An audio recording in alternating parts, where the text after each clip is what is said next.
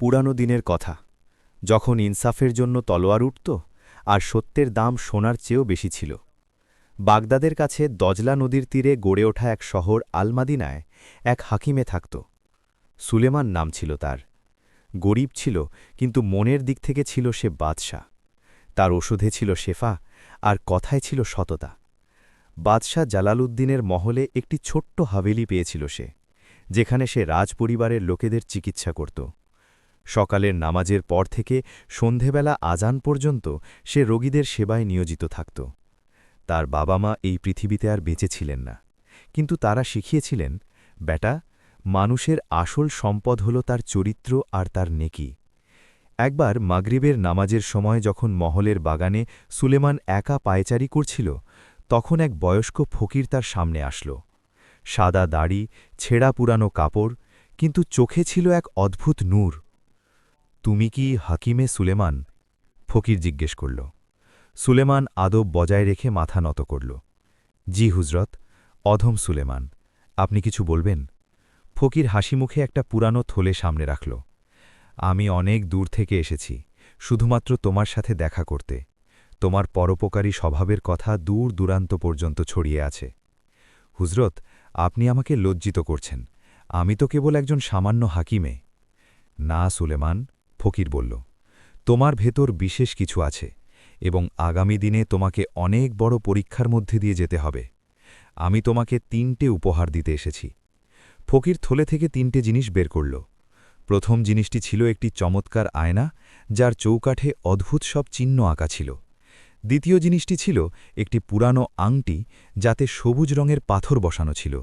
এবং তৃতীয় জিনিসটি ছিল একটি ছোট খঞ্জর, যার বাঁটে সোনালি অক্ষরে কিছু লেখা ছিল।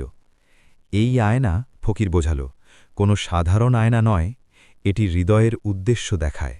যখন কেউ এতে নিজের প্রতিচ্ছবি দেখে, তখন তার মনে লুকিয়ে থাকা নিয়ত বা অভিসন্ধি প্রকাশ পেয়ে যায়। তারপর সে আংটির দিকে ইশারা করল। এই আংটিটি মিথ্যে ধরে ফেলে। যখন কেউ তোমার সামনে মিথ্যে বলবে, এর পাথরটি কালো হয়ে যাবে। আর শেষে খঞ্জরটি তুলে ধরে বলল, আর এই খঞ্জর শুধুমাত্র জালেমকে জখম করতে পারে। কোনো নিরপরাধ বা নেক মানুষের ওপর এর কোনো প্রভাব পড়বে না। সুলেমান অবাক হল, কিন্তু হুজরাত, আমি এত দামি জিনিস কিভাবে কবুল করতে পারি? আর আমার এগুলোর কি প্রয়োজন? ফকির তার কাঁধে হাত রাখল। বেটা, শিগগিরই বুঝতে পারবে। মহলে এক ষড়যন্ত্র দানা বাঁধছে। বাদশার উজির মোহাম্মদ তালিবের মনে বদনিয়ত আছে। সে তোমার জায়গা নিতে চায় এবং তোমাকে বরবাদ করার সুযোগ খুঁজছে। এই 3টে তিলিজম, জাদু সামগ্রী, তোমার হেফাজত করবে এবং সত্যকে সামনে আনবে। উজির সাহেব? সুলেমান অবাক হয়ে জিজ্ঞেস করল। কিন্তু উনি তো অনেক সম্মানীয় ব্যক্তি। প্রকাশ্য আর গোপনের মাঝে পার্থক্য থাকে সুলেমান। মনে রেখো, যখন সময় আসবে তখন এই তিলিজমগুলোর সঠিক ব্যবহার করো। আর একটা কথা, প্রয়োজন না পড়া পর্যন্ত এগুলো কাউকে দেখিও না। এই বলে ফকির সেখান থেকে চলে গেল, যেন হাওয়ায় মিশে গেল। সুলেমান হাতে 3টে তিলিজম নিয়ে দাঁড়িয়ে রইল, চিন্তায় নিমগ্ন হয়ে। কাজে পৌঁছাল, তখন পরিবেশটা কেমন যেন অদ্ভুত ছিল। দ্বাররক্ষীরা ঘাবড়ে গিয়েছিল, আর মহলের দাসীরা ফিসফিস করে কথা বলছিল। কি হয়েছে? সুলেমান একজন বৃদ্ধ খাদেমকে জিজ্ঞেস করল। হকিমে সাহেব। খাদেম ভয়ে পেয়ে বলল, শাহজাদি জরিনার শরীর হঠাৎ খারাপ হয়ে গেছে। রাতে হঠাৎ জ্বর আসলো, আর এখন উনি অজ্ঞান হয়ে আছেন। সুলেমানের বুক কেঁপে উঠল। শাহজাদি জরিনা বাদশাহর একমাত্র মেয়ে ছিল। সে ছিল অতিশয় নেক, রূপসী আর শরীফ। পুরো শহরে তার সততার কথা মশহুর ছিল। সুলেমান তৎক্ষণাৎ শাহজাদির মহলের দিকে দৌড়ে গেল। সেখানে আগে থেকেই উজির মোহাম্মদ তালিব উপস্থিত ছিল। সঙ্গে আরেক হকিমে নিয়ে এসেছিল, হকিমের রফিকা, যাকে শহরের বাইরে থেকে ডাকা হয়েছিল। উজির তালিব সুলেমানকে দেখেই বলল, আরে সুলেমান, তুমি এসে গেছ?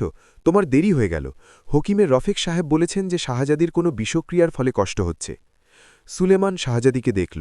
সে বিছানায় অজ্ঞান হয়ে পড়েছিল, চেহারা ফ্যাকাশে আর কপালে ঘাম।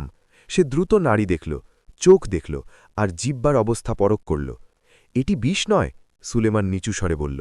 এটি তো খারাপ কোনো খাবারের জন্য হয়েছে মনে হচ্ছে। হকিমের রফিকা রেগে গিয়ে বলল, তুমি নিজেকে কি মনে করো? আমি ৩০ বছর ধরে হকিমে। এটি বিষ এবং খুব বিপজ্জনক।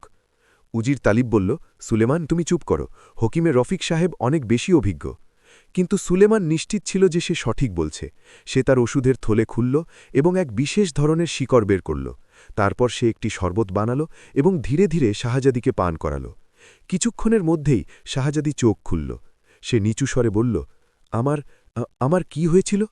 বাদশাহ জালালউদ্দিন, যিনি এখনও পর্যন্ত চুপচাপ দাঁড়িয়েছিলেন, খুশিতে বলে উঠলেন, শুকর আলহামদুলিল্লাহ সুলেমান, তুমি আমার মেয়ের প্রাণ বাঁচালে। কিন্তু উজির তালিবের চেহারায় অসন্তোষের ভাব ফুটে উঠল। সে বলল, জাহাপনা, আগে পুরোপুরি সুস্থতা হতে দিন, দেখি আগে কি হয়। সেই রাতে নিজের হাভেলিতে সুলেমান ফকিরের দেওয়া আয়নাটি বের করল। সে ভাবল, কেন উজির সাহেবের ব্যাপারে সত্যটা জেনে নেওয়া যাক। আয়নার দিকে তাকিয়ে সে উজির তালিবের কথা চিন্তা করল।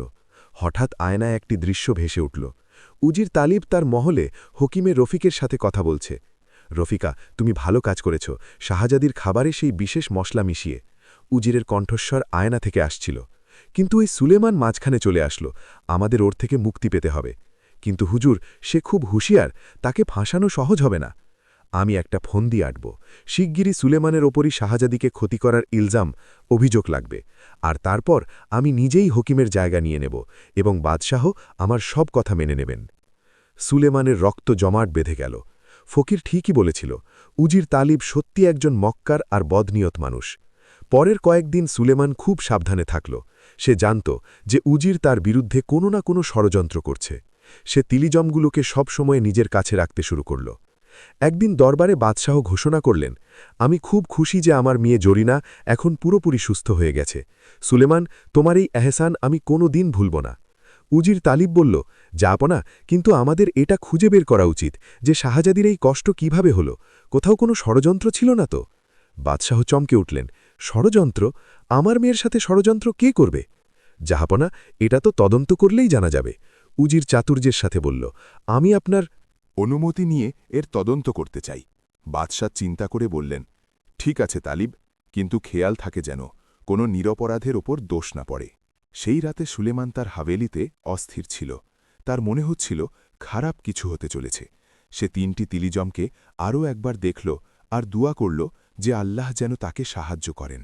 হঠাৎ দরজায় জোরে শব্দ হল।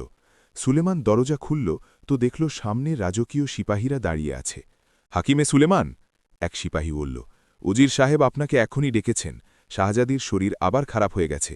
সুলেমানের বুক ধক করে উঠল। এটি সেই ফাঁদ ছিল যেটার সে আশঙ্কা করছিল। কিন্তু সে কীই বা করতে পারত? সে তিলিজমগুলোকে দ্রুত তার কুর্তার ভেতরে লুকাল এবং সিপাহীদের সাথে চলল। মহলে পৌঁছে দেখল শাহজাদি আবার অজ্ঞান। এবার তার অবস্থা আরও বেশি খারাপ লাগছিল। উজির তালিব, হাকিমে রফিকা আর বাদশাহ সবাই সেখানে উপস্থিত ছিলেন। বাদশার চেহারায় রাগ আর চিন্তা দুটোই ছিল। সুলেমান, এটি কি হচ্ছে? তুমি বলেছিলে যে আমার মেয়ে সুস্থ হয়ে গেছে। জাহাপনা, আমি সুলেমান বলতে শুরু করল, কিন্তু উজির তালিব মাঝখানে বলে উঠল, জাহাপনা, আমি তদন্ত করেছি। শাহজাদিকে যে ওষুধ দেওয়া হয়েছিল তাতে এক বিশেষ ধরনের বিষ মেশানো ছিল, আর সেই ওষুধ সুলেমানই বানিয়েছিল। এটি মিথ্যে, সুলেমান চিৎকার করে বলল, আমি কখনোই শাহজাদির ক্ষতি করতে পারি না। হাকিমে রাফিকা একটি শিশি দেখিয়ে বলল, এই দেখুন জাহাপনা, আমি সুলেমানের হাভেলি থেকে এই শিশিটি উদ্ধার করেছি। এতে সেই বিষই আছে যা শাহজাদির রক্তে পাওয়া গেছে। সুলেমান জানত যে এই সবই মিথ্যে, কিন্তু এত প্রমাণের সামনে সে কি করতে পারত? বাদশাহ দুঃখের সাথে বললেন, সুলেমান, আমি তোমার ওপর এত ভরসা করেছিলাম, আর তুমি এটি কি করলে? জাহাপনা, আমার একটা মিনতি আছে, সুলেমান হাত জোর করে বলল, আমাকে আমার নির্দোষিতা প্রমাণ করার একটা সুযোগ দিন। উজির তালিব তৎক্ষণাৎ বলল, না জাহাপনা, একে এক্ষুনি কয়েদখানায় পাঠানো উচিত, এটি বিপজ্জনক। কিন্তু বাদশাহ হাত তুলে বললেন, সুলেমান বছরের পর বছর আমাদের সেবা করেছে, তাকে একটা সুযোগ তো দেওয়া যেতেই পারে। কাল সকালে দরবারে এর শুনানি হবে, ততক্ষণ একে মহলের কয়েদখানায় রাখা হোক। সিপাহীরা সুলেমানকে ধরে নিয়ে গেল। যখন তারা তাকে নিয়ে যাচ্ছিল, সুলেমান শেষবারের মতো শাহজাদির দিকে তাকাল। সে অজ্ঞান ছিল, কিন্তু তার চেহারায় ব্যথার ভাব ছিল। কয়েদখানার অন্ধকার কুঠুরিতে বসে সুলেমান ভাবল, কাল দরবারে কি হবে। উজির তালিব খুব চতুরতার সাথে সবকিছু পরিকল্পনা করেছে, প্রমাণ সব তারই বিরুদ্ধে। কিন্তু তারপর তার তিলিজমের কথা মনে পড়ল। তার কাছে এখনও সেই ৩টি জাদুকরী জিনিস ছিল। কাল দরবারে সেগুলো দিয়েই সে সত্য প্রমাণ করবে। সারা রাত সুলেমান দোয়া করল আর তার বাবা মাকে মনে করল। তার বাবা বলেছিলেন, বেটা, সততা সবসময় যেতে, তা সে দেরি করেই হোক। কালকের দিনটা ছিল ফয়সালার দিন, হয় সে নিজেকে নির্দোষ প্রমাণ করবে, না হলে সেই চিন্তা মাথা থেকে বের করতে পারছিল না। বাইরে রাতের নিস্তব্ধতায় শুধু প্রহরীদের পায়ের শব্দ আসছিল। সুলেমান তার কুর্তার ভেতর থেকে তিলিজমগুলো বের করল আর সেগুলোর দিকে তাকিয়ে রইল। কাল সকালে সব কিছু পরিষ্কার হয়ে যাবে, সে নিজেকে বলল। আল্লাহর ওপর ভরসা রাখতে হবে। আর এই চিন্তার সাথেই ক্লান্তিতে তার চোখ লেগে আসল। কাল দরবারে কি হতে চলেছে তা সময়ই বলবে। সকালের প্রথম আলো যখন কয়েদখানার ছোট জানালা দিয়ে ভেতরে আসল, তখন সুলেমানের ঘুম ভাঙল। সে ফজরের নামাজ পড়ল এবং আল্লাহর কাছে দোয়া চাইল যেন আজকের দিনটা তার পক্ষে যায়। কিছুক্ষণের মধ্যেই সিপাহীরা আসল এবং তাকে দরবারে নিয়ে চলল। পথে মহলের লোকেরা তার দিকে অদ্ভুত দৃষ্টিতে তাকাচ্ছিল, কেউ সহমর্মিতায় তো কেউ সন্দেহয়। দরবারে আমে আগে থেকেই অনেক ভিড় জমেছিল। বাদশাহ জালালউদ্দিন তার তখ্তে বসেছিলেন, চেহারায় গাম্ভীর্য আর দুঃখের ভাব। তার ডান পাশে উজির মোহাম্মদ তালিব দাঁড়িয়েছিল, চেহারায় এক মক্কার হাসি। বাম পাশে কাজী আবুল ফজল বসেছিলেন, যিনি ইনসাফের জন্য মশহুর ছিলেন। দরবারে শাহজাদি জারিনাও উপস্থিত ছিল, যদিও এখনও দুর্বল লাগছিল তাকে। তার দুই দাসী তাকে সামলে ধরে রেখেছিল। বাদশাহ কার্যক্রম শুরু করে বললেন, আজ আমরা এখানে হাকিমে সুলেমানের বিরুদ্ধে আসা অভিযোগগুলোর শুনানির জন্যে জমা হয়েছি। উজির তালিব, তুমি তোমার পক্ষ রাখো। উজির তালিব এগিয়ে আসল এবং পূর্ণ আত্মবিশ্বাসের সাথে বলল, জাহাপনা এবং দরবারে উপস্থিত সমস্ত লোকজন, আজ আমি এক অত্যন্ত দুঃখজনক সত্য আপনাদের সামনে রাখতে চলেছি। হাকিমে সুলেমান, যার ওপর আমরা সবাই ভরসা করেছিলাম, সে শাহজাদি জারিনাকে বিষ দেওয়ার চেষ্টা করেছে। দরবারে নিস্তব্ধতা নেমে আসল। উজির আরও বলল, প্রথমে তো শাহজাদি হঠাৎ অসুস্থ হলেন, সুলেমান তাকে ওষুধ দিল আর বলল যে সে সুস্থ হয়ে গেছে, কিন্তু কিছুদিনের মধ্যেই আবার তার শরীর খারাপ হল এবং এবার আরও খারাপ অবস্থায়। সে হাকিমে রফিককে ইশারা করল। হাকিমে রফিক সাহেব, আপনি বলুন কি পেয়েছেন? রফিক এগিয়ে এসে বলল, জাহাপনা, আমি শাহজাদির রক্তের নমুনা পরীক্ষা করেছি, তাতে এক বিশেষ ধরনের বিষ পাওয়া গেছে যা ধীরে ধীরে মানুষকে দুর্বল করে এবং অবশেষে মৃত্যুর কারণ হয়ে দাঁড়ায়। আর সবচেয়ে বড় কথা, উজির সেই শিশিটি দেখাল। এই শিশিটি সুলেমানের হাভেলি থেকে পাওয়া গেছে, এতে সেই একই বিষ আছে। সুলেমান চুপচাপ দাঁড়িয়েছিল, কিন্তু তার মনের ভেতর ঝড় বইছিল। সে জানত যে এই সবই মিথ্যে আর ষড়যন্ত্র। বাদশাহ সুলেমানের দিকে তাকালেন। সুলেমান, তোমার নিজের সপক্ষে কিছু বলার আছে? সুলেমান গভীর শ্বাস নিল এবং এগিয়ে আসল। জাহাপনা, আমি কসম খেয়ে বলছি যে আমি শাহজাদিকে কোনো বিষ দিইনি। আমি ওনাকে নিজের বোনের মতো মনে করি, আমি কখনোই ওনাকে কষ্ট দিতে পারি না। কিন্তু প্রমাণ তোমার বিরুদ্ধে, কাজী আবুল ফজল বললেন। তোমার কাছ থেকে বিষের শিশি পাওয়া গেছে। এটি মিথ্যে, সুলেমান জোর দিয়ে বলল। ওই শিশি কেউ আমার হাভেলিতে রেখেছে, আমি কখনোই এমন বিষ ব্যবহার করি না। তোমার কাছে কোনো প্রমাণ আছে তোমার কথার সপক্ষে? বাদশাহ জিজ্ঞেস করলেন। সুলেমান এক মুহূর্ত ভাবল। এখন সময় এসেছিল তিলিজমগুলো ব্যবহার করার। সে তার কুর্তা থেকে সেই জাদুকরি আংটিটি বের করল। জাহাপনা, সুলেমান বলল, আমার কাছে এই আংটিটি আছে যা মিথ্যে ধরে ফেলে। যদি আপনি অনুমতি দেন তবে আমি এটি ব্যবহার করে সত্য প্রমাণ করতে পারি। উজির তালিব তৎক্ষণাৎ বলল, এটি কি বোকামি? কোনো আংটি কিভাবে মিথ্যে ধরতে পারে? জাহাপনা, সুলেমান কেবল সময় নষ্ট করছে। কিন্তু কাজী আবুল ফজল, যিনি ইনসাফের ব্যাপারে কট্টর ছিলেন, বললেন, না উজির সাহেব, ইনসাফের খাতিরে প্রতিটা আসামিকে তার আত্মপক্ষ সমর্থনের পুরো সুযোগ দেওয়া উচিত। সুলেমান, তুমি এগিয়ে এসো।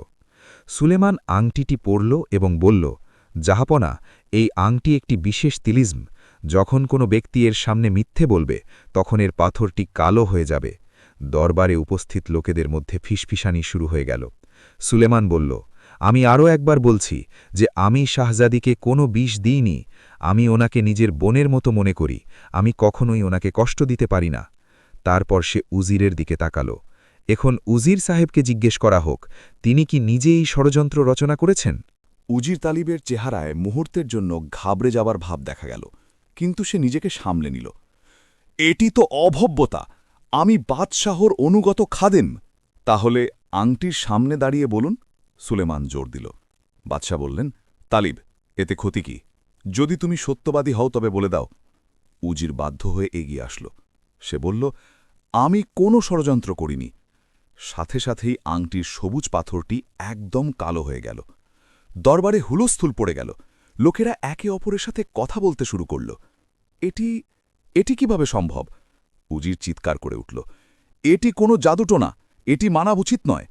কিন্তু কাজী আবুল ফজল বললেন, জাহাপনা, আমরা নিজের চোখে দেখলাম। যখন সুলেমান বলল, আংটি একই রকম ছিল, কিন্তু উজিরের মিথ্যে বলতেই পাথরটি কালো হয়ে গেল। বাদশাহর চেহারায় অস্থিরতার ভাব ছিল। তালিব, এটি কি ব্যাপার? উজির তালিব ঘাবড়ে গিয়ে বলল, জাহাপনা, এটি সব জাদু। সুলেমান কোনো কারসাজি দেখিয়েছে, এতে বিশ্বাস করা উচিত নয়। তখনই সুলেমান বলল, যদি এটি জাদু হয় তবে হাকিমের রফিককেও জিজ্ঞেস করা হোক, তিনি কি উজির সাহেবের কথায় শাহজাদির খাবারে কিছু মিশিয়েছিলেন? রফিকের চেহারা ফ্যাকাশে হয়ে গেল। আমি করিনি। আংটির সামনে দাঁড়িয়ে বলো, সুলেমান বলল। রফিকা ভয় পেয়ে বলল, আমি কিছু করিনি। আংটি আবার কালো হয়ে গেল। এবার তো পুরো দরবারে নিস্তব্ধতা নেমে আসল। বাদশাহ উঠে দাঁড়ালেন, তার চেহারায় রাগ ছিল। তালিব, বাদশাহর কণ্ঠ গর্জে উঠল, এটি কি সত্যি? তুমি কি আমার মেয়ের সাথে এই ষড়যন্ত্র করেছ? উজির হাঁটুর উপর পড়ে গেল। জাহাপনা, আমি। সে তখনই হাকিমের রফিক, যে এখন ভয়ে কাঁপছিল, চিৎকার করে উঠল, জাহাপনা, আমাকে মাফ করে দিন, আমি গুনেগার। উজির সাহেব আমাকে অনেক সম্পদ দিয়ে এই কাজ করিয়েছিলেন। আমি শাহজাদির খাবারে এক বিশেষ মশলা মিশিয়েছিলাম, যার ফলে ওনার কষ্ট হয়েছিল। কি? বাদশাহ রাগে লাল হয়ে গেলেন। তুমি আমার মেয়েকে? কিন্তু জাহাপনা, রফিকা কাঁদতে কাঁদতে বলল, ওই মশলা শুধুমাত্র অসুস্থ করার জন্য ছিল, মারার জন্য নয়। উজির সাহেব বলেছিলেন শাহজাদিকে শুধু অসুস্থ করতে হবে, আর তারপর সুলেমানের ওপর দোষ চাপাতে হবে। চুপ! উজির তালিব রফিকের উপর চিৎকার করে বলল, তুই কি আবল তাবল বকছিস? কিন্তু সুলেমান এই সুযোগের ফায়দা নিল। সে তার কুর্তা থেকে সেই জাদুকরী আয়নাটি বের করল। জাহাপনা, সুলেমান বলল, এই আয়না হৃদয়ের উদ্দেশ্য দেখায়। যদি আপনি অনুমতি দেন তবে উজির সাহেবকে এতে দেখার জন্য বলি। বাদশাহ রাগে বললেন, হ্যাঁ, নিশ্চয়, আমি এর আসল রূপ দেখতে চাই। সুলেমান আয়নাটি উজির তালিবের সামনে ধরল। এতে দেখুন। উজির দ্বিধাগ্রস্ত হয়ে আয়নায় দেখল। সাথে সাথেই আয়নায় একটি দৃশ্য ফুটে উঠল। উজির তার মহলে বসেছিল এবং সে তার এক বিশেষ খাদেমের সাথে কথা বলছিল। আয়না থেকে শব্দ আসছিল, উজিরের কণ্ঠস্বর, শোনো বাহরাম, যতক্ষণ সুলেমান আছে আমি কখনো বাদশাহর সবচেয়ে কাছের মানুষ হতে পারব না। আমাকে ওকে শেষ করতে হবে, আর যদি এই প্ল্যানে শাহজাদিরও কিছু কষ্ট হয়ে যায় তাতেও কিছু যায় আসে না। শেষে বাদশাহ কেবল আমার কথা মানবেন। দরবারে উপস্থিত সবাই এই দৃশ্য দেখছিল। আয়নাটি এত বড় হয়ে গিয়েছিল যে সব কিছু পরিষ্কার দেখা যাচ্ছিল। তারপর আয়নায় আরও একটি দৃশ্য দেখা গেল। উজির হকিমে লফিককে সোনার মোহর দিচ্ছে এবং বলছে, তোমাকে শুধু এতটুকু করতে হবে যে শাহজাদিকে একটু অসুস্থ করে দাও, তারপর আমি সুলেমানের ঘরে বিষের শিশি রেখে দেব, প্রমাণ পাওয়া যাবে আর সুলেমানের ফাঁসি হয়ে যাবে। বাদশাহর চেহারা দেখার মতো ছিল, রাগ, দুঃখ আর প্রতারিত হবার অনুভূতি সব একসাথে। তালিব, বাদশাহর কণ্ঠে ব্যথা ছিল, আমি তোমাকে নিজের ভাইয়ের মতো মনে করেছিলাম। আমি তোমার ওপর নিজের প্রাণের চেয়ে বেশি ভরসা করেছিলাম, আর তুমি আমার মেয়ের সাথে এটি করলে। উজির তালিব বুঝে গেল যে এখন বাঁচার আর কোনো পথ নেই। সে উঠে দাঁড়াল আর হঠাৎ নিজের তলোয়ার বের করে নিল। হ্যাঁ, সে চিৎকার করে বলল, আমি এই সবই করেছি, আর কেনই বা করব না? বছরের পর বছর আমি তোমার চাটুকারিতা করে আসছি, কিন্তু তুমি সবসময় ওই গরিব হকিমকে বেশি ইজ্জত দিয়েছ। আমি তোমার উজির, কিন্তু ফাইসালা নাও সুলেমানের কথা শুনে। সে তলোয়ার ঘোকাল, এখন আমি নিজেই বাদশাহ হব। সে সুলেমানের দিকে তেড়ে আসল, কিন্তু সুলেমানের কাছে তৃতীয় তিলিজম ছিল, ওই জাদুকরী খঞ্জর, যা কেবল জালেমকে জখম করতে পারত। সুলেমান খঞ্জরটি বের করল এবং আত্মরক্ষার্থে সামনে ধরল। উজিরের তলোয়ার খঞ্জরের সাথে ধাক্কা খেল, কিন্তু একটি অদ্ভুত ঘটনা ঘটল। খঞ্জর থেকে একটি উজ্জ্বল আলো বের হল এবং উজিরের হাত থেকে তলোয়ার ছিটকে অনেক দূরে পড়ে গেল। সাথে সাথেই রাজকীয় সিপাহীরা উজিরকে ধরে ফেলল। বাদশাহ আদেশ দিলেন, এই গাদ্দারকে কয়েদখানায় ফেলে দাও, আর হকিমে রফিককেও। দুজনকে কঠোর থেকে কঠোরতম সাজা দেওয়া হবে। সিপাহীরা দুজনকে টেনে নিয়ে গেল। উজির তালিব শেষবারের মতো সুলেমানের দিকে তাকিয়ে চিৎকার করে বলল, তুই আমাকে বরবাদ করে দিলি সুলেমান, কিন্তু এই লড়াই এখনও শেষ হয়নি। যখন দরবারে আবার শান্তি ফিরে আসল, বাদশাহ সুলেমানের কাছে আসলেন। তার চোখে জল ছিল।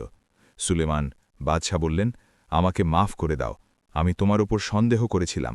তুমি তো আমার মেয়ের প্রাণ রক্ষাকারী, আর আমি তোমাকে কয়েদখানায় পাঠিয়ে দিলাম। সুলেমান আদবের সাথে ঝুঁকে বলল, জাহাপনা, আপনি আপনার প্রজাদের খাতিরে ইনসাফের চেষ্টা করেছেন, এতে মাফ করার কিছু নেই। শাহজাদি জরিনা, যে এখন পর্যন্ত চুপচাপ সব দেখছিল, সামনে এগিয়ে আসল।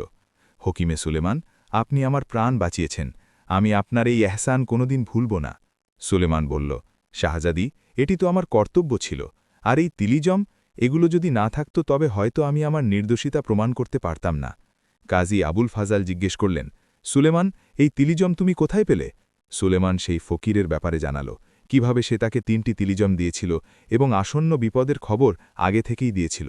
বাদশাহ অবাক হয়ে বললেন, এটি তো আল্লাহর কারসাজি, ওই ফকির তোমার প্রাণ বাঁচাল। তারপর বাদশাহ ঘোষণা করলেন, আজ থেকে সুলেমান কেবল হকিমে থাকবে না, আমি তাকে আমার নতুন উজির বানাচ্ছি এবং সাথে রাজকীয় কোষাগার থেকে 10,000 আশরাফি পুরস্কার হিসেবে দিচ্ছি। পুরো দরবারে তালি বেজে উঠল। লোকেরা সুলেমানকে মুবারকবাদ দিতে শুরু করল, কিন্তু সুলেমানের মনে এখনও অস্থিরতা ছিল। উজির তালিবের শেষ কথাগুলো তার কানে বাজছিল, এই লড়াই এখনও শেষ হয়নি। উজির কি আর কোনো ষড়যন্ত্র বুনে রেখেছিল? এখনও কি কোনো বিপদ বাকি ছিল? সেই রাতে যখন সুলেমান তার হাভেলিতে ফিরে আসল, সে তিলিজমগুলোকে যত্ন করে রাখল। সে ফকিরকে ধন্যবাদ জানিয়ে দোয়া করল। হঠাৎ সেই ফকিরের কণ্ঠস্বর ঘরে ভেসে আসল, সুলেমান, তুমি প্রথম পরীক্ষায় সফল হয়েছ, কিন্তু আসল পরীক্ষা এখনও বাকি। সুলেমান চারদিকে তাকাল, কিন্তু কাউকে দেখতে পেল না। পরের বার তোমাকে কেবল নিজের প্রাণ নয়, বরং পুরো শহরকে বাঁচাতে হবে।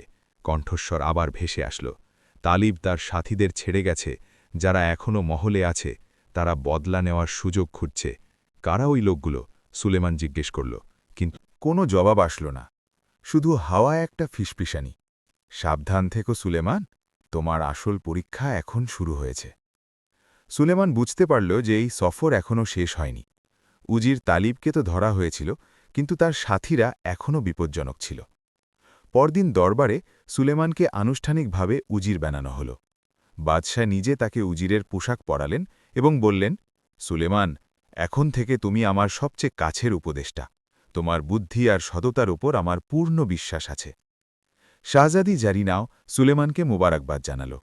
উজির সাহেব, সে লাজুকভাবে বলল, আপনি আমার প্রাণ বাঁচিয়েছেন, আমি সবসময় আপনার কৃতজ্ঞ থাকব। সুলেমান দেখল যে শাহজাদির চেহারায় এক বিশেষ উজ্জ্বলতা ছিল। হয়তো না, সে এটি ভাবতেও পারছিল না। দরবারের পর সুলেমান যখন তার নতুন দপ্তরে বসল, তখন একজন বৃদ্ধ খাদেম আসল। তার নাম ছিল নাসিরুদ্দিন, যে বছরের পর বছর মহলে কাজ করত। উজির সাহেব, নাসিরুদ্দিন নিচু স্বরে বলল, আমাকে আপনার সাথে কিছু জরুরি কথা বলতে হবে। বলো নাসিরুদ্দিন। সাহেব, তালিবের কিছু অনুগত লোক এখনও মহলে আছে। আমি শুনেছি যে ওই লোকগুলো আপনার থেকে বদলা নেওয়ার পরিকল্পনা করছে। সুলেমানের চোখ গম্ভীর হয়ে গেল। তোমার কাকে সন্দেহ হয়? সাহেব, রাজকীয় রসইঘরের সর্দার উস্তাদ আকরাম, সে তালিবের খুব কাছের ছিল, আর মহলের দ্বাররক্ষী শামসুদ্দিন। আমি তাদের রাতে লুকিয়ে কথা বলতে দেখেছি। তুমি ভালো করেছ যে আমাকে জানিয়েছ, সুলেমান বলল। আমি এই লোকেদের উপর নজর রাখব। সেই রাতে সুলেমান আবার আয়নাটি ব্যবহার করল। সে উস্তাদ আকরামের ব্যাপারে চিন্তা করল। আয়নায় একটি দৃশ্য ভেসে উঠল। আকরাম তার ঘরে বসেছিল, আর তার সামনে এক অপরিচিত লোক ছিল। তালিব সাহেবকে বাঁচাতে হবে, আর সুলেমানকে শেষ করতে হবে। ওই আমাদের মালিককে বরবাদ করেছে। অপরিচিত লোকটা বলল, আমি ব্যবস্থা করে ফেলেছি। কাল রাতে শাহজাদির বিয়ের প্রস্তুতির সময় যখন মহলে জাঁকজমক থাকবে তখন হামলা করব। বিয়ে? সুলেমান চিন্তায় পড়ে গেল। কার বিয়ে? পরদিন সে জানতে পারল বাদশাহ ঘোষণা করেছেন যে শাহজাদি জারিনার বিয়ে ঠিক হয়ে গেছে, আর বর অন্য কেউ নয়, স্বয়ং সুলেমান। সুলেমান অবাক হয়ে গেল। জাহপনা, এটি আমি। বাদশাহ হাসিমুখে বললেন, সুলেমান, তুমি আমার মেয়ের প্রাণ বাঁচিয়েছ, এবং জারিনা নিজেই এই সিদ্ধান্ত নিয়েছে, সে তোমাকে বিয়ে করতে চায়। শাহজাদি জারিনা লজ্জা পেয়ে বলল, যদি আপনার মঞ্জুর হয় তবে। সুলেমানের কাছে অস্বীকার করার কোনো কারণ ছিল না। শাহজাদি নেক, রূপসী আর বুদ্ধিমতী ছিল, আর সত্যি বলতে সুলেমানের মনেও তার জন্য ইজ্জত আর ভালোবাসা ছিল। জাহাপনা, এটি আমার জন্য অনেক বড় সম্মানের কথা। বিয়ের প্রস্তুতি শুরু হয়ে গেল, কিন্তু সুলেমানের মাথায় ওই ষড়যন্ত্র ঘুরছিল যা সে আয়নায় দেখেছিল। সে সিদ্ধান্ত নিল বিয়ের আগে তাকে এই ষড়যন্ত্র নস্যাৎ করতে হবে। বিয়ের প্রস্তুতি তুঙ্গে ছিল। পুরো আলমাদিনা শহর উৎসবে মেতেছিল। মহলকে ফুল আর রঙিন ফানুস দিয়ে সাজানো হয়েছিল। বাজারে মিষ্টি বিলানো হচ্ছিল। গরিবদের খাবার আর কাপড় দেওয়া হচ্ছিল। কিন্তু সুলেমানের মনে অস্থিরতা ছিল। সে জানত তালিবের অনুগতরা বড় কোনো ষড়যন্ত্র করছে। সে নাসিরুদ্দিনকে ডেকে বলল, আমাকে উস্তাদ আকরাম আর শামসুদ্দিনের উপর পূর্ণ নজর রাখতে হবে। তুমি গোপনে এই দুজনের গতিবিধির খবর নাও। নাসিরুদ্দিন বলল, যথাজ্ঞা উজির সাহেব, কিন্তু সাবধান থাকবেন, এই লোকগুলো খুব বিপজ্জনক। বিয়ের আগের রাতে সুলেমান তার ঘরে একা বসে তিলিজমগুলো দেখছিল। তখনই আবার সেই ফকিরের কণ্ঠস্বর ভেসে আসল, সুলেমান, সময় কাছে আসছে। কাল রাতের হামলা কেবল শুরু, আসল বিপদ তার পরে আসবে। তার মানে কি?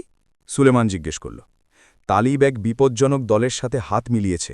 ডাকাত সর্দার জাহাঙ্গীর যে পাহাড়ে থাকে, সে জাহাঙ্গীরকে অনেক সম্পদ দিয়ে শহরে হামলা করতে বলেছে। যদি তুমি বিয়ের রাতের ষড়যন্ত্র নস্যাৎ করেও দাও, তবে পরদিন জাহাঙ্গীর আর তার ৩০০ ডাকাত শহরে চড়াও হবে। সুলেমানের বুক কেঁপে উঠল। ৩০০ ডাকাত? আমাদের কাছে এত সৈন্য নেই।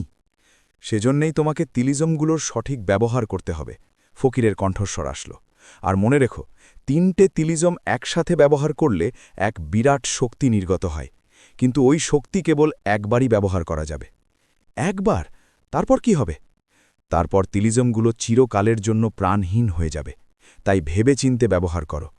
কণ্ঠস্বর আবার মিলিয়ে গেল। পরদিন সকালে বিয়ের রীতিনীতি শুরু হল।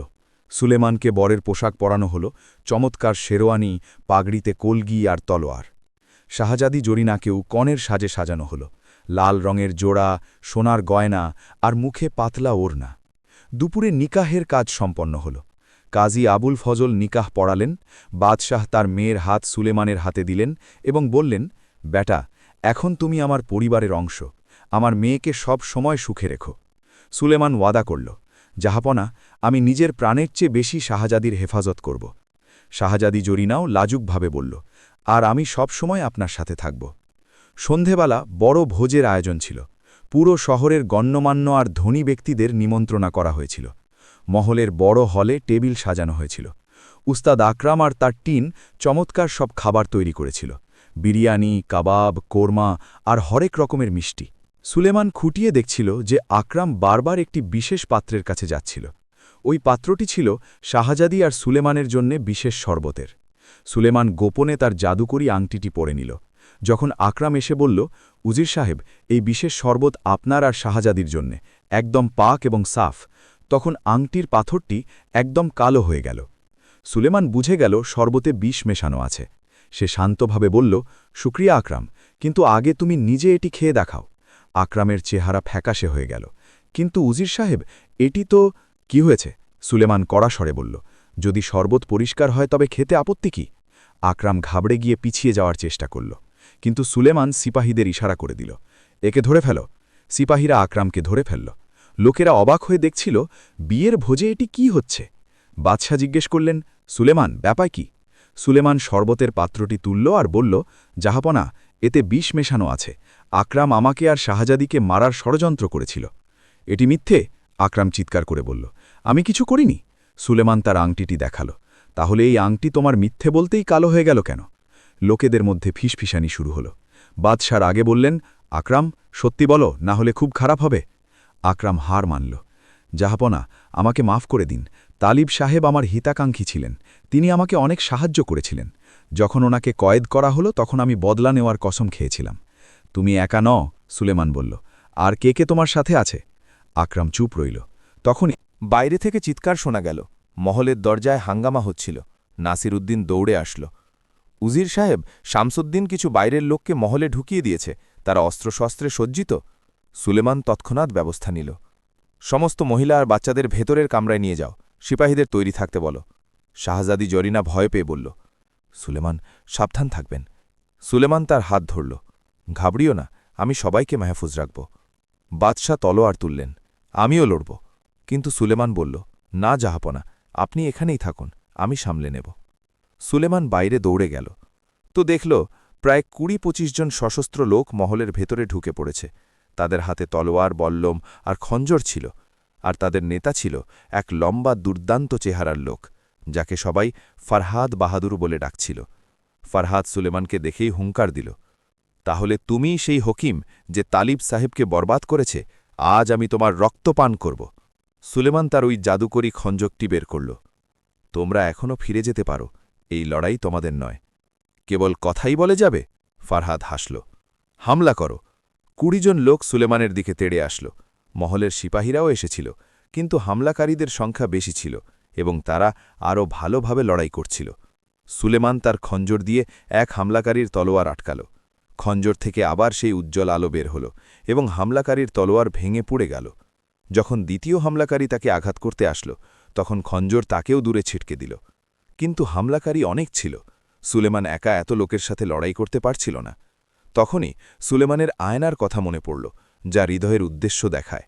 যদি সে আয়নাটি হামলাকারীদের সামনে ধরে, তবে হয়তো তাদের মনে ভয় তৈরি হতে পারে। সে দ্রুত আয়নাটি বের করল এবং হামলাকারীদের সামনে ধরল। দেখো, এতে নিজেদের আসল রূপ দেখো। যখন হামলাকারীরা আয়নায় দেখল, তখন তারা নিজেদের ভেতরের মন্দ রূপ দেখতে পেল। কেউ নিজের করা খুন দেখছিল, তো কেউ নিজের লুটতারাজ। কেউ নিজের নিরপরাধ স্ত্রী সন্তানদের তড়পাতে দেখছিল, যাদের সে ছেড়ে এসেছিল। অনেক হামলাকারী হাঁটুর ওপর ভর দিয়ে বসে পড়ল, কাঁদতে শুরু করল। না, এই সবই আমি কি করেছি, আমি কত খারাপ মানুষ। কিন্তু ফারহাদ বাহাদুর আর তার কয়েকজন সঙ্গী খুব পাষাণ হৃদয়ের ছিল। তারা নিজেদের মন্দরূপ দেখেও পরোয়া করল না।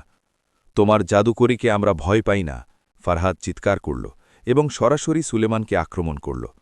তলোয়ারের ঝনঝনানি, চিৎকার আর শব্দ, পুরো মহল যুদ্ধের ময়দানে পরিণত হয়েছিল। সুলেমান তার খঞ্জর দিয়ে ফারহাদের তলোয়ার আটকাল। দুজনের মধ্যে ব্যাপক লড়াই হল। ফারহাদ খুব শক্তিশালী আর অভিজ্ঞ যোদ্ধা ছিল। সুলেমানকে কেবল আত্মরক্ষাই করে যেতে হচ্ছিল। তখনই ফারহাদের এক সঙ্গী পেছন থেকে সুলেমানকে আঘাত করতে আসল। সুলেমান সময়মতো ঘুরে তাকে আটকাল, কিন্তু এই ফাঁকে ফারহাদের তলোয়ার তার বাহুতে লেগে গেল। রক্ত বইতে শুরু করল। সুলেমান! শাহজাদি জরিনা যে দূর থেকে দেখছিল, সে চিৎকার করে উঠল। সুলেমান টলমল করল, কিন্তু আবার নিজেকে সামলে নিল। সে ৩টে তিলিজমকে একসাথে ধরল, আয়না, আংটি আর খঞ্জর। হঠাৎ ৩টে থেকেই এক প্রচণ্ড আলো বের হল, এত তীব্র যে সবাই নিজেদের চোখ বন্ধ করতে শুরু করল। আলো থেকে এক কণ্ঠস্বর ভেসে আসল, ফকিরের কণ্ঠস্বর। এটিই হল তিলিজমগুলোর আসল শক্তি। কিন্তু মনে রেখো, এটি কেবল একবারই কাজ করবে। আলো থেকে এক অদ্ভুত ধরনের শক্তি নির্গত হল, যা সমস্ত হামলাকারীকে দেওয়ালের দিকে ছিটকে দিল। তারা সবাই অজ্ঞান হয়ে পড়ে গেল। ফরহাদও মাটিতে লুটিয়ে পড়ল, তার হাত থেকে তলোয়ার ছিটকে গেল।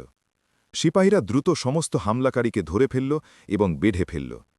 সুলেমান টলতে টলতে মাটিতে বসে পড়ল, তার বাহু থেকে রক্ত ছড়ছিল। শাহজাদি জরিনা দৌড়ে আসল এবং তার পাশে বসে পড়ল। সুলেমান, আপনি ঠিক আছেন তো? তার চোখে জল ছিল। আমি ঠিক আছি, সুলেমান হাসি মুখে বলল। শুধু একটা ছোট চোট। বাদশাও আসলেন। সুলেমান, তুমি আজ পুরো মহলকে বাঁচালে। তুমি একজন সত্য যোদ্ধা। কিন্তু সুলেমানের মনে দুঃখ ছিল। সে তিলিজমগুলোর দিকে তাকাল। সেগুলো এখন সাধারণ জিনিস হয়ে গিয়েছিল। আয়না কেবল একটি আয়না, আংটি কেবল একটি আংটি, আর খঞ্জর কেবল একটি খঞ্জর। তাদের জাদুকরী শক্তি শেষ হয়ে গিয়েছিল। কিন্তু এখনও আরেক বিপদ বাকি আছে, সুলেমান বলল। তালিব ডাকাত সর্দার জাহাঙ্গীরের সাথে হাত মিলিয়েছে। কাল সকালে ৩০০ ডাকাত শহরে হামলা করবে। বাদশাহর চেহারা গম্ভীর হয়ে গেল। ৩০০? আমাদের কাছে মাত্র ১০০ সিপাহী আছে, আর তারাও পুরোপুরি প্রশিক্ষিত নয়। কাজী আবুল ফজল বললেন, আমাদের প্রতিবেশী শহরগুলোর থেকে সাহায্য চাইতে হবে। তারা অনেক দূরে, সুলেমান বলল।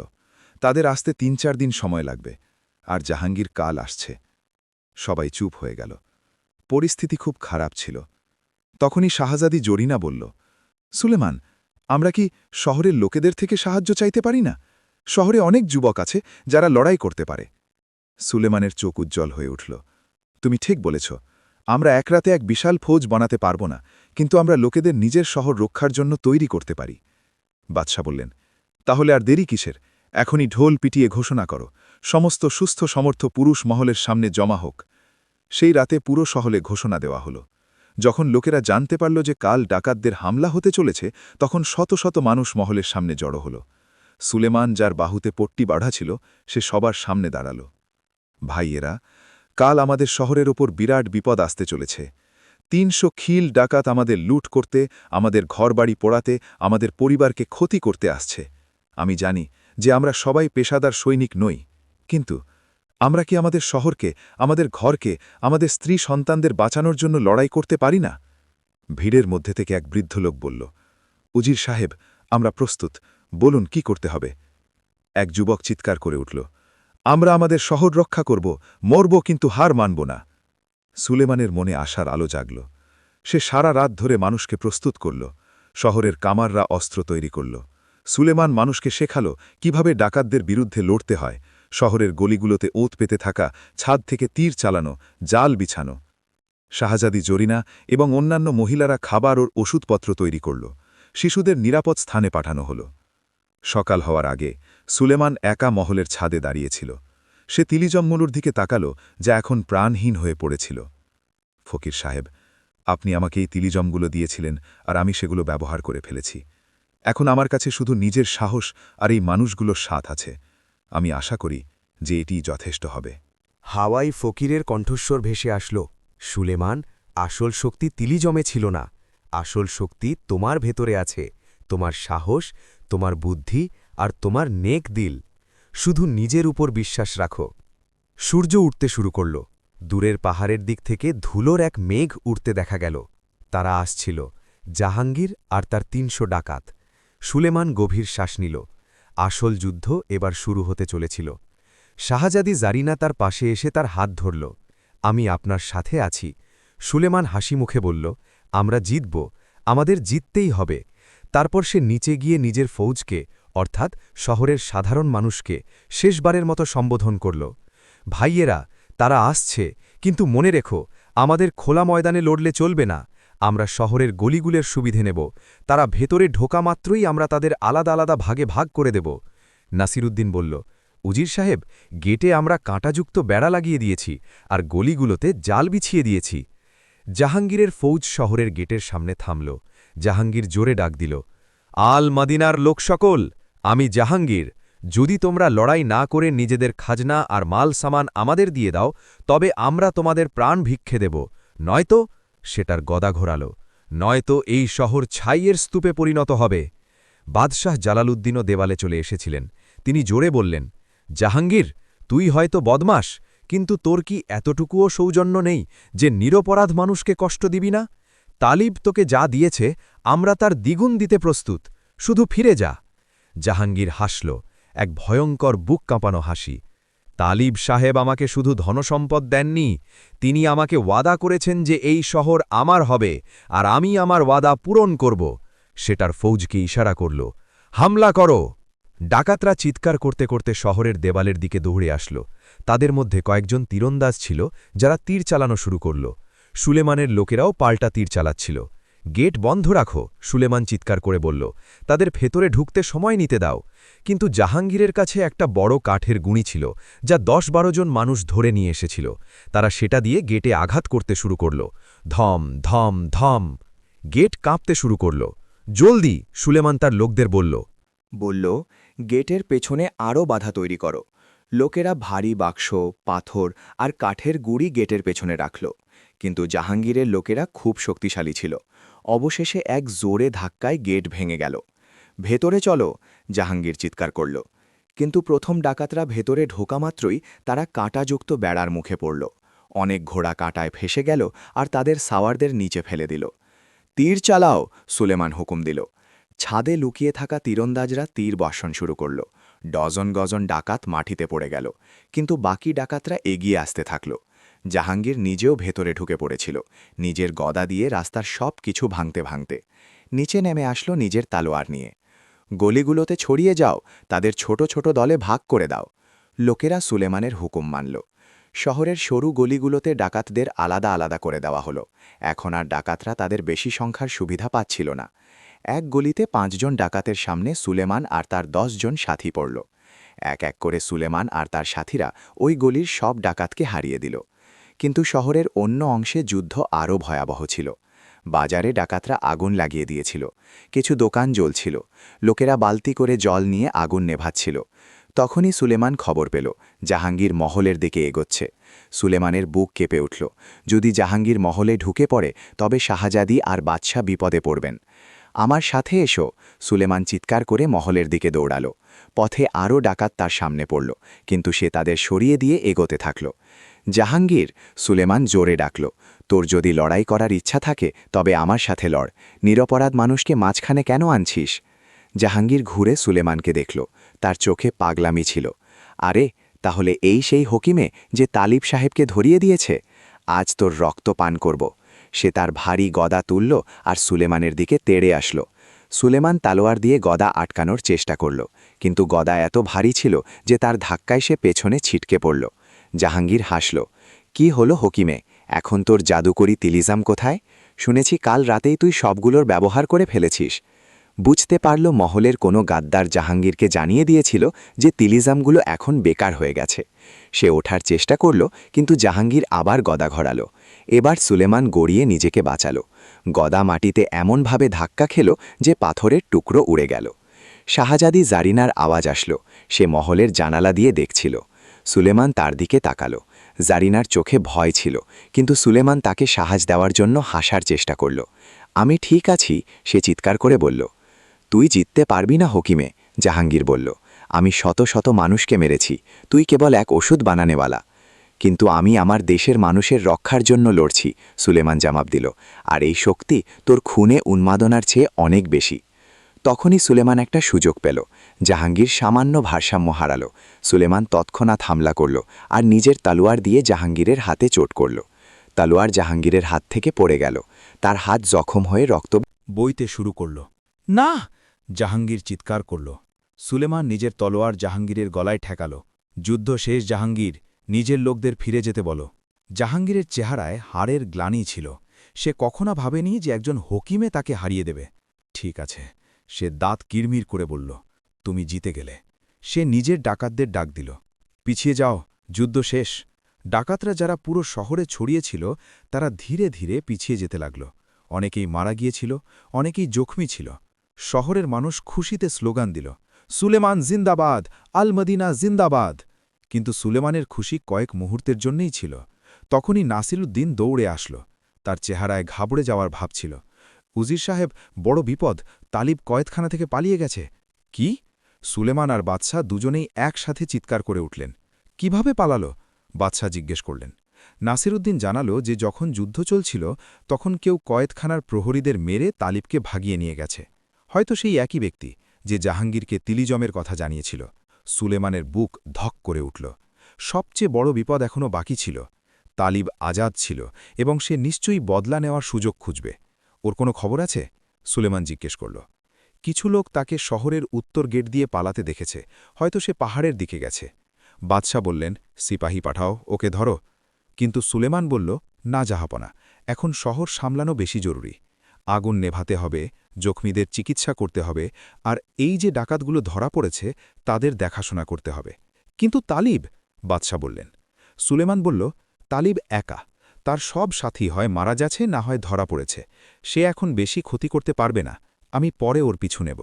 শাহজাদি জারিনা নিচে আসলো এবং সুলেমানের কাছে গিয়ে তার জখম পরীক্ষা করতে লাগল। আপনি অনেক জখমি হয়েছেন, আগে চিকিৎসা করান। সুলেমান তার হাত ধরল। তুমি আমার প্রাণ বাঁচালে। আমি জানতাম না যে তুমি এত ভালো তীরন্দাজ। জারিনা লজ্জা পেল। আব্বু আমাকে শিখিয়েছিলেন। তিনি বলেছিলেন যে এক শাহজাদিকে শুধু নাজুক নয়, বরং সাহসীও হতে হবে। পরের কয়েক ঘণ্টা শহর সামলাতে কাটল। আগুন নেভানো হল, দুই পক্ষের জখমীদেরই চিকিৎসা করা হল, মৃতদের দাফন করা হল। শহরের মানুষ অনেক সাহস দেখিয়েছিল, যদিও ২০-২৫ জন শহীদ হয়েছিল আর অনেকেই আহত ছিল, কিন্তু শহর বেঁচে গিয়েছিল। সন্ধ্যাবেলা দরবারে এক ছোট মাহফিল হল। বাদশাহ, সুলেমান এবং সমস্ত সাহসী মানুষকে পুরস্কার দিলেন। সুলেমান, বাদশাহ বলবেন, তুমি আজ প্রমাণ করে দিলে যে আসল শক্তি জাদুতে নয়, বরং সাহস আর বুদ্ধিতে থাকে। তুমি এক সত্য নায়ক। জাহাঙ্গীরকেও দরবারে আনা হল, বেড়ি দিয়ে শিকলবন্ধী অবস্থায়। বাদশাহ বললেন, জাহাঙ্গীর, তুই অনেক গুনাহ করেছিস, কিন্তু আমি তোকে একটা সুযোগ দিচ্ছি। যদি তুই সত্য হৃদয়ে তওবা করিস আর আমাদের শহর রক্ষায় সাহায্য করিস তবে আমি তোকে মাফ করে দেব। জাহাঙ্গীর সুলেমানের দিকে তাকাল। সুলেমানের চোখে কোনো ঘৃণা ছিল না, ছিল শুধু আশা। কেন? জাহাঙ্গীর জিজ্ঞেস করল। আমি তোমার শত্রু ছিলাম, আমি তোমাকে মারার চেষ্টা করেছি, তবে তুমি কেন আমাকে মাফ করছ? সুলেমান বলল, কারণ প্রতিটা মানুষের মধ্যে নেকির এক স্ফুলিঙ্গ থাকে। তুমি ভুল পথ বেছে নিয়েছিলে, কিন্তু এখনও সময় আছে সঠিক পথে আসার। জাহাঙ্গীরের চোখে জল এসে গেল। এত বছরে কেউ তার সাথে এতটা দয়া দেখায়নি। আমি তওবা করছি, সে বলল। আমি আমার বাকি জীবন এই গুনাহের কাফফারা দিতে কাটাব। দরবারে উপস্থিত সবাই তালি বাজাল, কিন্তু সুলেমানের মনে এখনও অস্থিরতা ছিল। তালিব এখনও আজাদ ছিল, এবং যতক্ষণ সে ধরা না পড়ছে বিপদ পুরোপুরি কাটেনি। রাতে যখন সুলেমান তার ঘরে একা ছিল, সে আবার ওই প্রাণহীন তিলিজুমগুলোর দিকে তাকাল। ফকির সাহেব, সে বলল, তিলিজম তো শেষ হয়ে গেল, কিন্তু আমার পরীক্ষা এখনও শেষ হয়নি। তালিব এখনও বাইরে আছে। আপনি কোথায়? তখনই ঘরে ঠান্ডা হাওয়ার ঝাপটা আসল। ফকিরের কণ্ঠস্বর ভেসে আসল, সুলেমান, তোমার শেষ পরীক্ষা বাকি আছে। তালিব তোমার কাছে নিজে আসবে, আর তখন তোমাকে ফয়সালা করতে হবে, বদলা নিতে হবে নাকি মাফ করতে হবে। কিন্তু তিলিজম তো বেকার হয়ে গেছে, সুলেমান বলল। এখন আমি কিভাবে? তিলিজম নিজেদের কাজ করে দিয়েছে, ফকির বলল। এখন আসল পরীক্ষা তোমার হৃদয়ের। মনে রেখো, যে মাফ করতে পারে সেই সবচেয়ে বড় মানুষ। কণ্ঠস্বল আবার মিলিয়ে গেল। সুলেমান চিন্তায় ডুবে গেল। সে কি তালিবকে মাফ করতে পারবে? সেই মানুষকে যে শাহজাদিকে মারার চেষ্টা করেছে, যে তার ওপর মিথ্যে অভিযোগ এনেছে, যে পুরো শহরকে বিপদে ফেলেছে। সেই রাতে সুলেমানের ঘুম আসল না। সে জানত খুব শিগগিরই তাকে এক বড় সিদ্ধান্ত নিতে হবে, এবং ওই সিদ্ধান্তটি হবে তার জীবনের সবচেয়ে বড় পরীক্ষা। যুদ্ধের পর 3 দিন কেটে গিয়েছিল। আলমাদিনা শহর ধীরে ধীরে তার পুরানো জাঁকজমক ফিরে পাচ্ছিল। পুড়ে যাওয়া দোকানগুলো আবার তৈরি হচ্ছিল, জখমি মানুষরা সুস্থ হচ্ছিল, আর জীবন আবার ছন্দে ফিরছিল। সুলেমান প্রতিদিন শহর ঘুরে দেখত আর মানুষের সাহায্য করত। তার বাহুর জখমও এখন শুকিয়ে আসছিল। শাহজাদি জরিনা নিজে তার দেখাশোনা করছিল। এক সন্ধেবেলা যখন সুলেমান আর জরিনা মহলের বাগানে পায়চারা করছিল, জরিনা জিজ্ঞেস করল, আপনি চিন্তিত দেখাচ্ছেন, কি ব্যাপার? সুলেমান গভীর শ্বাস নিল। তালিব, সে এখনও বাইরে আছে। আমার মনে হয় সে আবার কিছু করার সুযোগ খুঁজছে। আপনি কি তাকে ভয় পান? জরিনা জিজ্ঞেস করল। না, সুলেমান বলল। আমি এই নিয়ে চিন্তিত যে যদি সে ফিরে আসে তবে আমাকে কি করতে হবে। ফকির সাহেব বলেছিলেন যে আমাকে ক্ষমা আর বদলার মধ্যে যে কোনো একটি বেছে নিতে হবে, কিন্তু সে এত কিছু করেছে, আমি কি সত্যিই তাকে ক্ষমা করতে পারব? জরিনা তার হাত ধরল। আপনি যাই সিদ্ধান্ত নেবেন তা সঠিক হবে, কারণ আপনার মন পরিষ্কার। সেই রাতে চাঁদ ওঠার পর সুলেমান তার ঘরে ঘুমোচ্ছিল। হঠাৎ জানালা থেকে শব্দ আসল। তার চোখ খুলল তো দেখল কোনো ছায়া জানালার বাইরে আছে। সুলেমান তৎক্ষণাৎ নিজের তলোয়ার তুলল এবং সাবধান হয়ে গেল। কে ওখানে? ছায়াটি ভেতরে আসল। চাঁদের আলোয় সুলেমান চেহারা চিনতে পারল। তালিব! কিন্তু এটি সেই তালিব ছিল না যে আগে ছিল। তার কাপড় চোপড় ফাটা পুরানো ছিল, চেহারা রোগা হয়ে গিয়েছিল, চোখে ক্লান্তি ছিল, তার হাতে কোনো অস্ত্র ছিল না। সুলেমান, তালিব নিচু স্বরে বলল, আমি তোমার সাথে কথা বলতে এসেছি। সুলেমান তলোয়ার উঁচিয়ে রাখল। তোমার অনেক সাহস যে এখানে ফিরে এসেছ। কেন এসেছ? তালিব মাটির দিকে তাকাল। আমি পালাতে পারছি না। 3 দিন ধরে পাহাড়ে ঘুরে বেড়াচ্ছি। ক্ষুধা, তৃষ্ণা, একাকিত্ব, আর প্রতি মুহূর্তে আমার নিজের করা গুনাহের কথা মনে পড়ছে। সে তার হাঁটু গেড়ে বসে পড়ল। সুলেমান, আমাকে মাফ করে দাও। আমি খুব বড় গুনাহগার। আমি হিংসার বশবর্তী হয়ে অনেক ভুল কাজ করেছি। সুলেমান অবাক হয়ে গেল। তালিব, সেই অহংকারী মক্কার তালিব তার সামনে হাঁটু গেড়ে আছে, মাফি চাচ্ছে। এটি কোনো চাল নয় তো? সুলেমান সন্দেহ নিয়ে জিজ্ঞেস করল। না, তালিব মাথা নাড়ল। তার চোখ দিয়ে জল পড়ছিল। কোনো চাল নয়। আমি ক্লান্ত হয়ে গেছি সুলেমান। ক্লান্ত হয়ে গেছি ঘৃণা থেকে, হিংসা থেকে, বদলা থেকে। তুমি আমাকে হারিয়েছ, কিন্তু তবুও তুমি জাহাঙ্গীরকে মাফ করে দিলে। আমি ওই দৃশ্য দূর থেকে দেখেছিলাম, আর তখন আমি উপলব্ধি করলাম আসল শক্তি ক্ষমায় থাকে, বদলায় নয়। সুলেমান তলোয়ার নামিয়ে নিল। তার ফকিরের কথা মনে পড়ল। যে মাফ করতে পারে সেই সবচেয়ে বড় মানুষ। তালিব, সুলেমান বলল, তুমি আমাকে মারার চেষ্টা করেছ, শাহজাদিকে বিষ দিয়েছ, পুরো শহরকে বিপদে ফেলেছ। এত কিছু করার পর এখন মাফি চাচ্ছ? আমি জানি, তালিব বলল, আমার গুনাহ খুব বড়, কিন্তু আল্লাহ অনেক দয়ালু। যদি তিনি মাফ করতে পারেন তবে হয়তো তুমিও। সুলেমান চুপ রইল। তার মাথায় ঝড় চলছিল। এক পাশে ছিল ইনসাফ, তালিবের সাজা পাওয়া উচিত, অন্য পাশে ছিল দয়া, মাফ করে দেওয়া। তখনই ঘরে আবার ঠান্ডা হাওয়ার ঝাপটা আসল, আর ফকিরের কণ্ঠস্বর ভেসে আসল, সুলেমান, এটিই তোমার আসল পরীক্ষা। তিলিজম দেখাতে পারে কে মিথ্যেবাদী আর কে সত্যবাদী, কিন্তু ক্ষমার সিদ্ধান্ত কেবল হৃদয়ই নিতে পারে। সুলেমান তার বাবা মায়ের কথা মনে করল। তারা বলেছিলেন, বেটা, মানুষের আসল সম্পদ হল তার চরিত্র। চরিত্র কি বলে, বদলা নাকি ক্ষমা? সুলেমান তালিবের দিকে তাকাল। সে সত্যিই ভেঙে পড়েছিল। তার ঘৃণা আর হিংসা তাকে নিজেই বরবাদ করে দিয়েছিল। তালিব, সুলেমান অবশেষে বলল, ওঠো। তালিব অবাক হয়ে অপরের দিকে তাকাল। আমি তোমাকে মাফ করছি, সুলেমান বলল, কিন্তু এক শর্তে। যে কোনো শর্ত, তালিব বলল, আমি যে কোনো কিছু করতে রাজি আছি। তোমাকে তোমার বাকি জীবন মানুষের সেবায় কাটাতে হবে। সুলেমান বলল, তোমাকে গরিবদের সাহায্য করতে হবে, রোগীদের চিকিৎসা করতে হবে, আর কখনো কাউকে ক্ষতি করা চলবে না। তালিবের চেহারায় স্বস্তির ভাব আসল। আমি ওয়াদা করছি, আমার বাকি জীবন আমি আমার গুনাহের কাফফারা দেব। তখনই ঘরের দরজায় টোকা পড়ল। বাদশাহ জালালউদ্দিন, শাহজাদি জারিনা আর কিছু সিপাহী ভেতরে আসল। কেউ তাদের খবর দিয়েছিল যে তালিব মহলে আছে। বাদশাহ তালিবকে দেখলেন, তারপর সুলেমানকে। কি হচ্ছে এখানে? সুলেমান বলল, জাহাবনা, তালিব মাফি চাইতে এসেছে, আর আমি তাকে মাফ করে দিয়েছি। কি? বাদশাহ চমকে উঠলেন। সুলেমান, এই ব্যক্তি আমার মেয়েকে মারার চেষ্টা করেছিল। এ তোমার সাথে ধোঁকা দিয়েছে, আর তুমি একে মাফ করছ?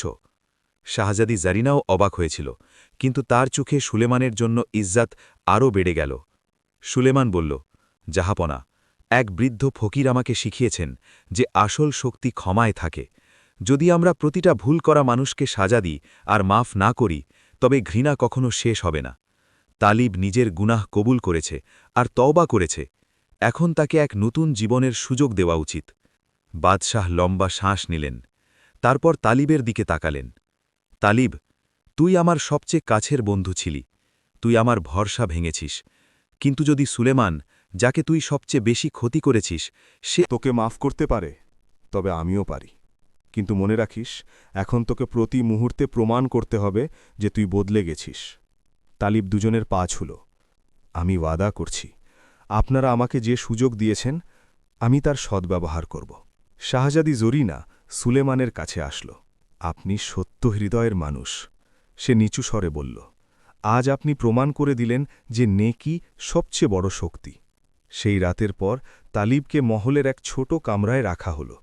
সে মুক্তি তো পেয়েছিল, কিন্তু এখন সে সুলেমানের সাথে কাজ করত, গরিবদের চিকিৎসা করত, অভাবীদের সাহায্য করত। ধীরে ধীরে মানুষ তালিবের পরিবর্তন দেখতে শুরু করল। প্রথমে কেউ তাকে ভরসা করেনি, কিন্তু যখন মানুষ দেখল যে সে সত্য হৃদয়ে তাদের সাহায্য করছে, তখন তাদের মনও গলে গেল। কয়েক মাস কেটে গেল। আলমাদিনা শহরে শান্তি আর সমৃদ্ধি বিরাজ করছিল।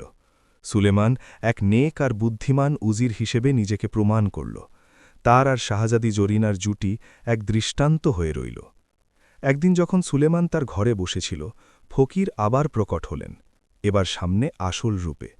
ফকির সাহেব, সুলেমান দাঁড়িয়ে আদবের সাথে বলল, আপনি অবশেষে আসলেন। ফকির হাসলেন। সুলেমান, তুমি সব পরীক্ষায় পাশ করেছ। প্রথম পরীক্ষায় তুমি তিলিজম দিয়ে সত্যকে সামনে এনেছিলে, দ্বিতীয় পরীক্ষায় তুমি তিলিজম ছাড়াই শহরকে বাঁচিয়েছিলে, আর তৃতীয় পরীক্ষা, যা সবচেয়ে কঠিন, তাতে তুমি ক্ষমার পথ বেছে নিয়েছিলে।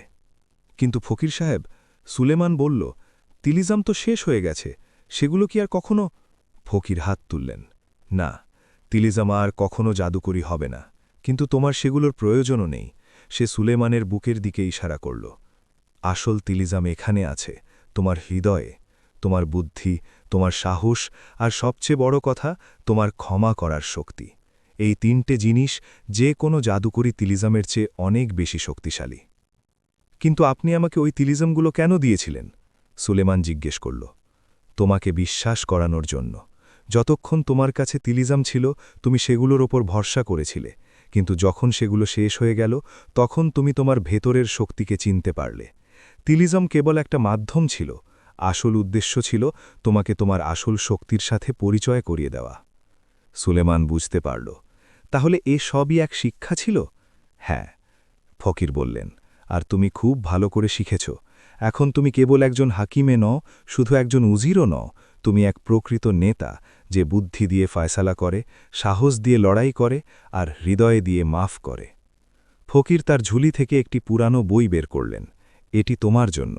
এতে অনেক জ্ঞান আছে, ওষুধের, হিকমতের আর জীবনযাপনের পদ্ধতির। এটি ভালোভাবে পড়বে আর এর শিক্ষা অন্যদেরও দেবে। সুলেমান বইটি নিল। শুকরিয়া ফকির সাহেব, আপনি আমাকে অনেক কিছু শিখিয়েছেন। ফকির হাসলেন। এখন আমার কাজ এখানে শেষ, আমি যাই। আপনি সত্যি কে, আর আপনি কোথা থেকে এসেছিলেন? ফকির জবাব দিলেন, আমি একজন মুসাফির, যে নেক দিলের সন্ধান করে। যেখানেই কোনো সত্য ইমানদার মানুষ থাকে যার পরীক্ষার প্রয়োজন হয়, আমি সেখানে পৌঁছে যাই। আর এখন অন্য শহরে অন্য কারোর আমাকে প্রয়োজন। এই বলে ফকির হাওয়ায় এমনভাবে মিশে গেলেন যেন কখনো ছিলেনই না। সুলেমান জানালার পাশে দাঁড়িয়ে শহর দেখছিল। সূর্য ডুবছিল আর শহরের গলিগুলোতে মানুষ নিজেদের কাজে ব্যস্ত ছিল। সবাই খুশি ছিল, সবাই সুরক্ষিত ছিল। শাহজাদি জরিনা আসলো আর তার পাশে দাঁড়িয়ে গেল। কি ভাবছেন? ভাবছি জীবন কতটা অদ্ভুত, সুলেমান বলল। কয়েক মাস আগে আমি কেবল এক সামান্য হকিমে ছিলাম, আর এখন আপনি একজন উজির, আমার স্বামী আর পুরো শহরের হিরো। জরিনা হাসি মুখে বলল। সুলেমান পার হাত ধরল। এটি সব তোমার বিনা সম্ভব ছিল না। তুমি প্রতিটা পদক্ষেপে আমার সাথে ছিলে, আর সব সময় থাকব, জরিনা বলল। কিছুদিন পর মহলের সামনের ময়দানে এক বড় মাহফিলের আয়োজন হল। সুলেমান ঘোষণা করল যে এখন থেকে প্রতি মাসে একদিন এমন হবে যখন গরিবদের বিনামূল্যে চিকিৎসা আর খাবার দেওয়া হবে। তালিবও সেখানে উপস্থিত ছিল, সুলেমানের সাথে কাজ করতে করতে। লোকেরা দেখল যে মানুষটা একসময় তাদের শত্রু ছিল, সে এখন তাদের সেবা করছে, আর ধীরে ধীরে তারা তাকেও মাফ করে দিল। জাহাঙ্গীর, যাকে ক্ষমা করা হয়েছিল, এখন শহরের পাহারাদারদের সর্দার হয়ে গিয়েছিল। সে তার শক্তি এখন মানুষের সুরক্ষার জন্য ব্যবহার করতে শুরু করেছিল। মাহফিলে বাদশাহ ভাষণ দিলেন, আজ আমি আল্লাহর শুকরিয়া আদায় করছি যে তিনি আমাদের সুলেমানের মতো উজির দিয়েছেন। সুলেমান আমাদের শিখিয়েছে যে আসল শক্তি তলোয়ারে নয়, হৃদয়ে থাকে। আসল জয় শত্রুকে মারার মধ্যে নয়, বরং তাকে বন্ধু বানানোর মধ্যে। লোকেরা তালি বাজাল, সুলেমান জিন্দাবাদ, ইনসাফ জিন্দাবাদ। সুলেমান মঞ্চে এসে বলল, আমার প্রিয় ভাই ও বোনেরা, যা কিছু হলো তা থেকে আমরা অনেক কিছু শিখলাম। আমরা শিখলাম যে সত্য সবসময় জেতে। আমরা শিখলাম যে সাহস দিয়ে প্রতিটা মুশকিল পার করা সম্ভব। আর সবচেয়ে বড় কথা, আমরা শিখলাম যে ক্ষমা করা বদলা নেওয়ার চেয়ে অনেক বেশি শক্তিশালী। সে ওই 3টি তিলিজম ওপরে তুলে ধরল, যা এখন সাধারণ জিনিস ছিল। এই তিলিজম এখন আর জাদুকরি নেই, কিন্তু এগুলোর প্রয়োজনও নেই, কারণ আসল তিলিজম আমাদের ভেতরে আছে, আমাদের বুদ্ধি, আমাদের সাহস আর আমাদের ক্ষমার শক্তি। সে আয়নাটি দেখালো। এই আয়না আমাদের শেখায় যে সবসময় নিজের হৃদয়ে উঁকি দাও, নিজের নিয়ত পরিষ্কার রাখো। তারপর আংটিটি দেখালো। এই আংটি আমাদের শেখায় যে সবসময় সত্য বলো, মিথ্যে দিয়ে কখনো ভালো হয় না। আর শেষে খঞ্জরটি দেখালো। আর এই খঞ্জর আমাদের শেখায় যে নিজের শক্তি কেবল জুলুমের বিরুদ্ধে ব্যবহার করো, কখনো নিরপরাধের বিরুদ্ধে নয়। পুরো ভিড় দাঁড়িয়ে তালি বাজালো। সেই রাতে যখন সবাই চলে গেল, সুলেমান আর জরিনা মহলের ছাদে দাঁড়িয়ে তারা দেখছিল। এক অদ্ভুত সফর ছিল এটি, সুলেমান বলল। এক ফকির আসলেন, 3টি তিলিজম দিলেন, আর আমার পুরো জীবন বদলে গেল। কিন্তু তিলিজমগুলো আপনাকে বদলায়নি, জরিনা বলল। আপনি নিজেকে বদলেছেন, আপনি আপনার ভেতরের শক্তিকে চিনেছেন। সুলেমান হাসি মুখে বলল, তুমি ঠিকই বলেছ। ফকির সাহেব আমাকে শুধু রাস্তা দেখিয়েছিলেন, পথ তো আমাকে নিজেকেই চলতে হয়েছিল। দূরে কোথাও পাহাড়ে সেই ফকির বসে হাসছিলেন। তিনি আকাশের দিকে তাকালেন আর বললেন, আরও এক নেকদিলের মানুষ রাস্তা পেয়ে গেল। এখন পরের জনের সন্ধান শুরু করতে হবে। আর তিনি উঠে পথ চলতে শুরু করলেন, পরে শহরের দিকে, পরের পরীক্ষার্থীর সন্ধানে। বহু বছর পর সুলেমান এখনও আল মদিনার সবচেয়ে প্রিয় উজির ছিল। তার আর জরিনার 2 সন্তান হয়েছিল, এক ছেলে আর এক মেয়ে। দুজনকে সুলেমান সেই শিক্ষাই দিয়েছিল যা ফকির তাকে দিয়েছিলেন: সত্য, সাহস আর ক্ষমার গুরুত্ব। তালিব তার বাকি জীবন নেক কাজে কাটিয়েছে। সে এক ছোট চিকিৎসালয় খুলেছিল যেখানে সে গরিবদের বিনামূল্যে চিকিৎসা করত। মানুষ তাকে তওবা করা হকিমে নামে চিনতে শুরু করল। জাহাঙ্গীর শহরের সবচেয়ে অনুগত পাহারাদার হয়ে গিয়েছিল। তার শক্তির ব্যবহার এখন মানুষের সুরক্ষার জন্য হতো। আর সেই 3টি তিলিজাম, আয়না, আংটি আর খঞ্জর, সুলেমান সেগুলোকে মহলের এক বিশেষ ঘরে রেখে দিয়েছিল। প্রতি বছর একবার পুরো শহরের মানুষ সেগুলো দেখতে আসত আর সুলেমানের কাহিনী শুনত। সেই কাহিনী যা শেখাত যে আসল শক্তি কোনো জাদুতে নয়, বরং মানুষের হৃদয়ে থাকে। এক সন্ধ্যায় যখন সুলেমান বৃদ্ধ হয়ে গিয়েছিল, তার ছেলে তার কাছে আসল। আব্বু, আপনি কি কখনো ফকির সাহেবকে আর দেখেননি? সুলেমান হাসিমুখে বলল, না বেটা, কখনো দেখেনি, কিন্তু তার শেখানো কথাগুলো সবসময় মনে ছিল, আর ওই কথাগুলোই আমি তোমাকে শেখাচ্ছি। আয়না কি শেখায়? ছেলে জিজ্ঞেস করল। নিজের হৃদয় সবসময় উঁকি দাও, নিজের নিয়ত পরিষ্কার রাখো, সুলেমান বলল। আংটি কি শেখায়? সবসময় সত্য বলো, মিথ্যে কখনো ফল দেয় না। আর খঞ্জর? নিজের শক্তির ব্যবহার কেবল নেকির জন্য করো, মন্দের জন্য কখনো নয়। ছেলে ভাবল, তারপর জিজ্ঞেস করল, কিন্তু আব্বু, সবচেয়ে বড় শিক্ষা কি ছিল? সুলেমান তার ছেলের হাত ধরল। বেটা, সবচেয়ে বড় শিক্ষা এই ছিল যে ক্ষমা করা বদলা নেওয়ার চেয়ে অনেক বেশি শক্তিশালী। যখন তুমি কাউকে মাফ করো, তখন তুমি কেবল তাকে নয়, বরং নিজেকেও ঘৃণার বোঝা থেকে মুক্ত করো। ছেলে মাথা নাড়ল। আমি মনে রাখব আব্বু। আর এইভাবে সুলেমানের কাহিনী বংশ পরম্পরায় চলতে থাকল। তিলিজামদের কাহিনী এক হকিমের কাহিনী যে বাদশাহার উজির হয়ে গিয়েছিল। কিন্তু সব ছাপিয়ে এটি ছিল এক মানুষের কাহিনী যে শিখেছিল যে আসল শক্তি হৃদয়ে থাকে। আজও আল মদিনায় যখন মা বাবা তাদের সন্তানদের গল্প শোনান, তখন তারা সুলেমান আর 3টি জাদুকরী তিলিজমের গল্প শোনান। আর প্রতিটি শিশু শেখে সেই 3টি শিক্ষা, যা ফকির সুলেমানকে শিখিয়েছিলেন। কারণ কিছু শিক্ষা কখনো পুরানো হয় না, কিছু কাহিনী কখনো শেষ হয় না, আর কিছু তিলিজাম সবসময় আমাদের হৃদয়ে বেঁচে থাকে। সমাপ্ত। আসল তিলিজাম জাদুতে নয়, হৃদয়ের নেকিতে থাকে।